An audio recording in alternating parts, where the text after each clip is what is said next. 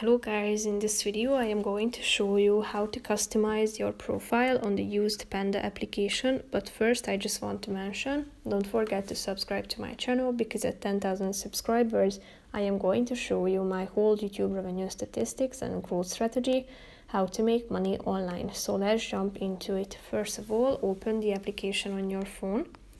After that you should tap on the My Account button down below, which is the last option, and then click on the My Profile section. Here you can edit your profile picture either by taking a picture with your phone or uploading one from your gallery. Here you can type in your phone number and then you will going to receive a verification code. After that you can type in your email, your address, then your update resume and the cover letter.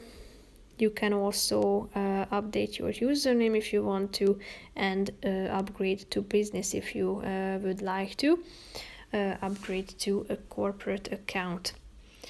So that's pretty much it for this video, guys. See you in the next one. Bye bye.